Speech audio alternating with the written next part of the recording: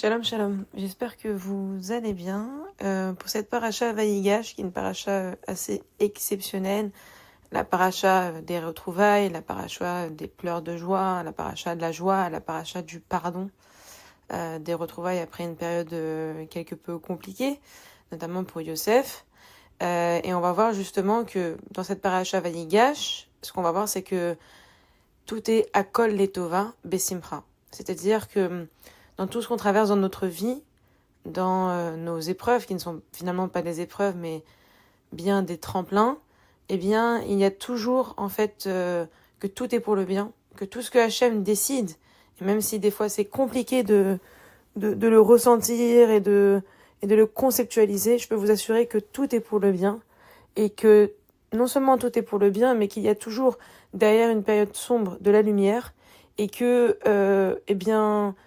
il n'y aura que de la joie. Il n'y a toujours que de la joie derrière une période plus compliquée. C'est pour ça que pour cette paracha Vayigash, le titre choisi pour ce cours, ça sera Akol Letova Vesimcha. Je dédie ce cours à la Refoua Shelema de Fortuné bat Ramsa, Rouvani Shai bar Mercedes, Shoshana bat Oreida, Simcha bat Rana, Luna bat Simcha, Veret bat Shoshana, Yosef Bachana, Verav David Akwen, Shagal bat Esther, Simcha bat Rachel, David bat Rachel, Viviane bat Emma, Mazat bat Soleika, Eliezer bar Simcha, Mesouda bat Esther, Chai ben Raphaël Yehuda, Simon Esther Lévi, Doni Chana Perez, Rachel bat Phoebe, et Sarah Simcha Bracha bat Rachel, Leilou Nishmat, Dan El Kayam, ainsi que tous ceux qui sont malheureusement leur vie ont été arrachées durant les attentats de Sydney.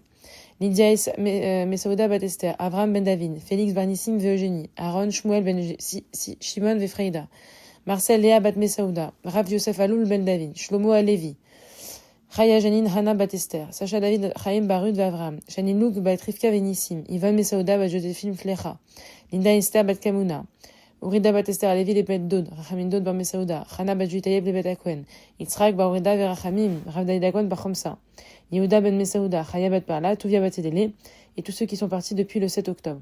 Un très bon sivouk pour Ayala Batia, Adassa bat Simcha, Veret bat Shoshana, Anaël bat Sipura Rachel, Eleana bat Nathalie, et Bezrat Hashem, de beaux enfants pour Sarah Simcha Bracha bat Rachel. Amen ve Amen. Donc pour ce cours, nous allons comprendre en quoi tout est pour le bien. Déjà, il faut rappeler l'importance de Vayigash. Vayigash, c'est le moment où, après des années d'emprisonnement, Yosef, il y a un retournement de situation. Yosef se retrouve alors à la tête de l'Égypte en tant que vice-roi, prince en fait d'Égypte, 13 ans plus tard. Et il attend impatiemment le retour de ses frères et de sa famille, puisque on est dans une période de famine dans toute la région, y compris Canaan.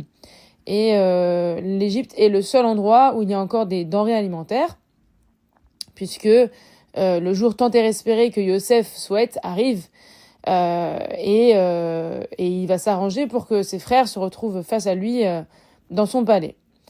Et Yosef va tester un petit peu la sincérité de ses frères, quant à savoir s'ils regrettent vraiment leurs actes, puisqu'on rappelle que 22 ans plus tôt, Yosef avait été vendu en esclave en Égypte, alors qu'il était un jeune homme. Et puis, bien sûr, il va se révéler à ses frères. C'est un moment très fort, très puissant. Et il va se révéler et il va dire « Je suis Yosef, est-ce que mon père est encore vivant ?» Donc il faut savoir que ce moment, il est assez exceptionnel, puisque à ce moment-là, ses frères n'en croient pas leurs yeux. En fait, il faut savoir que Yehuda s'était s'approché de Yosef pour demander la libération de Benyamin, qui s'était offert comme esclave à la place de son jeune frère. Et en fait, c'est Yosef, face à ça, en voyant Yehuda se proposer à la place de Benyamin, comprend l'insincérité, comprend l'importance de ne pas perdre à nouveau un frère comme il l'avait fait 22 ans plus tôt. Et c'est là où encore il va se dévoiler à eux et il va leur demander, chargé de pleurs, si leur père est encore vivant. Et il faut savoir que à ce moment-là, les frères de Yosef sont pris d'un remords, d'une honte, d'une gêne assez incroyable. Mais la force de Yosef, c'est que Yosef, en fait, pendant toutes ces années, bien évidemment, qu'il y a eu de l'incompréhension, que, par contre, il n'a pas vraiment, comment dirais-je, il a pleuré, mais dans des instants différents. Mais en fait, il ne peut leur accorder le pardon parce qu'il a vu la sincérité à ce moment-là de ses frères et il a compris que vraiment il y avait un regret fort. Mais ce qui est assez incroyable, c'est qu'il va les réconforter.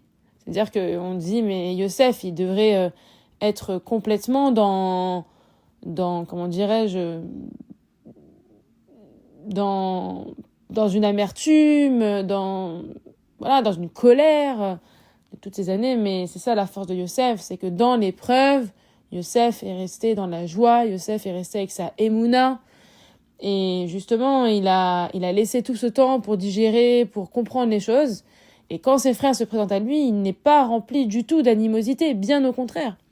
Et il leur dit, sachez que ce n'est pas vous qui m'avez fait venir ici, c'est Akadosh Baruch Hu, afin de pouvoir nous sauver, nous et notre famille, de la famine. Ça veut dire que Yosef, de cette épreuve, de ce qui était difficile, de ce qu'il a subi, de ce qui aurait pu l'entraîner dans tout simplement dans la perte, dans sa perte, dans la perte de force, de le faire tout simplement sombrer. Ben non. Yosef, des ténèbres, de sa prison, il a justement trouvé, il a compris que Akadosh Baruch Hu lui parlait directement et que c'était pas une épreuve, ce n'était qu'un tremplin et que de ça a jailli une lumière exceptionnelle. Non seulement il est sorti de la prison, il a été nommé vice-roi d'Égypte et qui plus est, le ramène tout simplement à sa famille.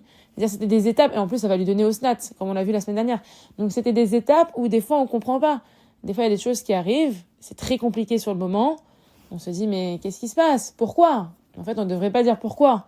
À ce moment-là, on devrait dire tout simplement merci Akadosh Baruch Hu, même si je ne comprends pas à cet instant-là, même si je n'ai pas tout entre mes mains, même si je ne suis qu'un homme, je ne suis qu'une femme, je ne suis qu'un humain et je ne peux pas te cacher la sensation de mon cœur et mes ressentis. Eh bien, merci Hachem. Parce que même si je ne comprends pas aujourd'hui, je comprendrai bientôt. Et c'est ce que nous dit en fait Yosef. Puis après, il va se jeter au cou de son frère Benyamin et pleurer. Et bien sûr, il va falloir que les frères repartent à Canaan avec chargés de présents et expliquent à leur père ce qui se passe. Mais avant d'aller sur la suite, j'aimerais justement développer cette importance finalement de la émouna, de la joie, de comprendre que tout est à kol letova, gamzu letova.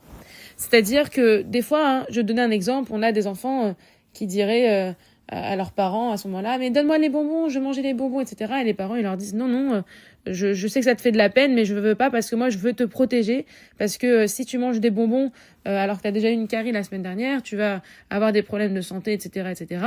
Donc mon enfant, non, ce n'est pas à l'instant de manger des bonbons. Moi, ta maman, je sais ce qui est bon ou pas pour toi, même si tu pleures, même si t'es pas contente, même si ça te fait mal, même si voilà tu t'épanches, eh bien moi, ta maman, je sais ce qui est bon ou ce qui est pas bon pour toi. Donc non, il y aura pas de bonbons aujourd'hui. Et Hachem, c'est la même chose. C'est-à-dire que Hachem, s'il nous enlève d'un moment, s'il nous retire à quelqu'un, s'il nous fait traverser des épreuves, c'est pas, des épreuves, des moments difficiles, qu'on considère nous comme difficiles, mais je peux vous assurer que derrière il y a toujours une raison. À ce moment-là, on s'épanche. On dit mais pourquoi ? Mais ça c'est pas, c'est injuste, etc., etc. Et au final, en fait, Hachem, il nous protège. Si Hachem, il nous envoie ça, c'est parce qu'il veut nous protéger. Il ne veut pas justement que l'on sombre. Il est là parce que, en fait, nous, on connaît pas. Nous, on voit les choses telles qu'elles sont, mais on ne sait pas quel est le dessein d'Akadosh Baruch Hu. On n'est pas dans ses voies. Et des fois, même s'il nous fait prendre des ronds-points et des nationales plutôt que d'aller sur une autoroute, c'est parce que aussi, nous-mêmes, on doit comprendre et apprendre de ce qui se passe. Et en fait, s'il faut comprendre aussi, c'est lorsqu'on remet en question la parole d'Akadosh Baruch Hu, entre guillemets, eh bien, c'est un frein à notre joie. C'est-à-dire que plutôt que d'accéder à une vraie paix intérieure, on va se recroqueviller, on va se poser des questions, on va se faire des nœuds dans la tête. Et en fait, au final, eh bien, ces obstacles-là ne sont que des tremplins. Je peux vous donner plein d'exemples. Par exemple, il y a eu plein d'exemples comme ça que il y a eu des personnes, par exemple, si on prend le cas du World Trade Center, ceux qui sont pas montés dans l'avion à ce moment-là, ils se sont dit, mais ouais, je vais être en retard pour l'anniversaire de temps, il y a Shabbat, il y a ceci, il y a cela, j'en sais rien, on peut se dire, mais j'ai un rendez-vous d'affaires, je dois voir ma famille, pourquoi ouais, ceci. Et au final, on sait très bien ce qui va se passer, malheureusement quelques heures après. Et il y en a plein des témoignages comme ça de juifs qui sont pas montés dans les tours ce jour-là, ou parce qu'ils se sont engueulés avec leur mari, et du coup, bon, il y a plein de trucs comme ça, où il y a eu vraiment des périodes très compliquées, très tendues, etc. Mais quand on voit que Akadosh Baruch Hu leur a donné la force, c'est vraiment l'honneur que de leur parler directement, d'être directement avec eux et de les sauver de cet instant-là. Alors, on comprend que il n'y a que Akadosh Baruch Hu, en milvado, c'est-à-dire il n'y a que lui. Akadosh Baruch Hu Meler, c'est lui notre roi, c'est lui notre créateur, c'est lui notre père. Et il faut comprendre que ce que attend Akadosh Baruch Hu à ce moment-là, c'est qu'on aille vers lui. C'est-à-dire qu'il y a plein de gens qui, dans ces moments difficiles, se détournent d'Akadosh Baruch Hu, mais au contraire, lorsqu'on va vraiment chercher, lorsqu'on prend la chose avec l'amour d'Hachem, lorsqu'on va vraiment chercher au fond de soi, lorsqu'on dit, ok, je comprends pas, ok, mon cœur n'accepte pas, mais moi, Akadosh Baruch Hu, je comprends que tu es à côté de moi, que tu me parles directement, et que tu me fais cet honneur de me donner ça, alors je peux vous assurer que lorsqu'on passe par la prière des remerciements, lorsqu'on travaille sur soi, etc., on voit les choses, mais complètement différemment. Et on retrouve une joie, on se réaligne avec soi-même. Et notre âme, à ce moment-là, elle vibre, mais d'une manière, mais inimaginable. Et en fait, il faut comprendre que lorsqu'on se bloque, c'est la frustration, c'est la colère, c'est la dépression qui nous guette.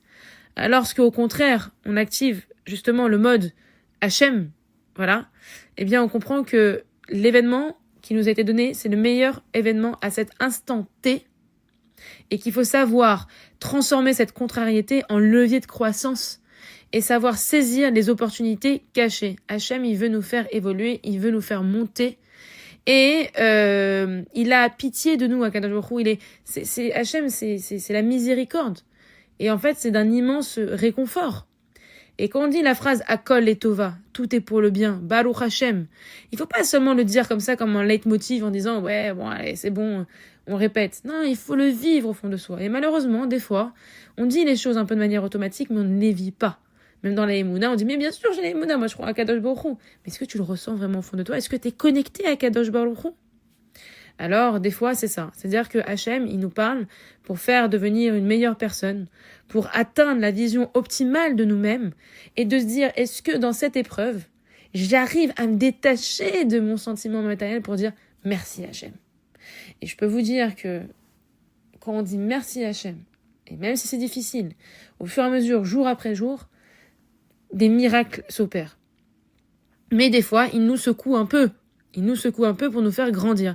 Ben là, c'est la même chose avec Yosef. C'est-à-dire que lui, il a été vraiment secoué pendant 22 ans, mais que ses frères aussi doivent comprendre que le pardon existe toujours. Lorsque l'on se repentit, lorsqu'on fait teshuva, lorsque l'on regrette vraiment sincèrement, et qu'on vient présenter ses excuses à une personne, eh bien, la personne en face, elle a eu le temps, mais des fois, il faut laisser le temps, parce que, par exemple, Yosef, on sait très bien que, d'après le Midrash et tout ce qui est expliqué, si ses frères étaient venus s'excuser quelques heures après, il n'aurait pas pu accepter. Mais au contraire, il y a eu tout ce temps-là, parce que lui, il a travaillé sur lui-même, et eux ont travaillé sur eux-mêmes, et parce qu'à ce moment-là, il n'y a pas un sentiment d'animosité. Alors, la joie peut, à ce moment-là, se mettre en place, et pardonner et être dans la joie et avoir justement être dans un confort optimal pour pouvoir échanger et recevoir les choses. La joie, c'est notre plus grande force. C'est-à-dire que si on veut pardonner, si on veut faire teshuva, on peut pas le faire sans la joie. C'est impossible. Si on le fait dans les pleurs, si on le fait dans la colère, si on le fait dans la tristesse, notre voix n'est pas prise en compte. On peut pas sanctifier le nom d'Akadosh Baruch Hu, et la joie, c'est une manière d'être en accord total avec Akadosh Baruch Hu.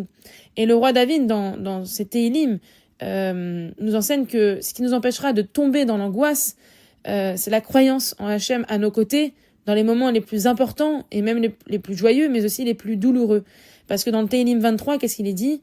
Du sais, je suive la vallée de la mort, je ne craindrai aucun mal, car tu es et tu seras toujours avec moi. Et c'est ce qu'a compris Yosef. Yosef comprend que Akadosh Baruch Hu est toujours à ses côtés, Akadosh Baruch Hu marche à ses côtés. Et d'ailleurs, il va falloir annoncer ce changement tout simplement à Yaakov, et les fils ne savent pas comment faire, comment on va lui annoncer que son fils est encore vivant, lui qui en fait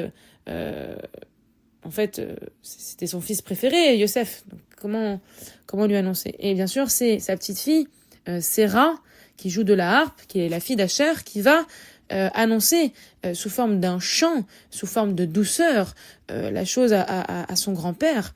Et cet enfant qui est pur, qui a grandi dans la Emouna et sa confiance en Hachem, et va en fait être un miroir aussi pour son grand-père, et elle va lui dire Od Yosef Chai, Od Yosef Chai, Od Yosef Chai. Ça, c'est son refrain. Yosef est vivant. Bien sûr, Yaakov est submergé par l'émotion, il a l'impression que c'est un songe, ce qu'on lui dit. Son fils est vivant, vous vous rendez compte, son fils est vivant. Ce désespoir qui balayait son cœur, mais qui n'avait pas atteint son cœur, parce que Yaakov était toujours rempli d'espoir un jour de retrouver son fils. Eh bien, Yosef, que tu pleures depuis des années, est bien vivant. Et comme il dit, c'est pas son prestige, c'est pas sa puissance, c'est de revoir le visage de mon fils. Vous vous rappelez que Yosef n'est pas tombé dans le péché parce qu'il avait vu le visage de son père. Ce n'est que lui-même, en fait, finalement. C'est-à-dire qu'on fait honneur à sa famille, on fait honneur, et là, pareil, de voir le visage de son fils. Et ça, c'est incroyable parce que, justement, de toutes ces épreuves, de tout ce que Hachem a envoyé à son père, à ses frères, et bien sûr à Yosef, on comprend que il n'y a que lorsque on fait ce chemin-là, de se rapprocher d'Hachem, lorsqu'on fait ce chemin-là, d'être dans la joie, lorsqu'on fait ce chemin-là, de savoir remercier Hachem et de se détacher de l'aspect, on va dire, matériel humain, mais de s'élever plus loin, de comprendre le message, de comprendre ce que Hachem nous demande. Notre cœur qui était si lourd, mais d'un coup se prend d'une légèreté, et notre âme vibre à nouveau et n'est pas triste. Parce qu'en fait, les pleurs qu'on a de notre tristesse, c'est plutôt notre âme qui pleure plus qu'autre chose. Et en fait, Hachem nous demande ça, c'est déjà d'avoir toujours cette force-là, de savoir annoncer les choses avec douceur, avec joie. Et en fait, grâce à ça, nous mériterons, que des joies, que de la simcha et que du bonheur. Donc, je vous souhaite un très beau Shabbat Shalom. Et il faut comprendre aussi que la manière dont on se conduit vers les autres détermine la façon dont Dieu, Akadosh Baruch Hu, agit avec nous. Donc ça, c'est le Chafetz Chaim qui le dit. C'est très important de comprendre que plus on se conduit bien, plus on se conduit avec joie, avec Emouna, etc., plus Akadosh Baruch Hu nous donne des mérites, des brachot et des smachot. Donc voilà, je vous souhaite un grand Shabbat Shalom, que de bonnes choses. Et encore, n'oubliez pas, Gamzou Letova, Akol Letova, Besimcha, Beatzlacha. Amen. Shabbat Shalom.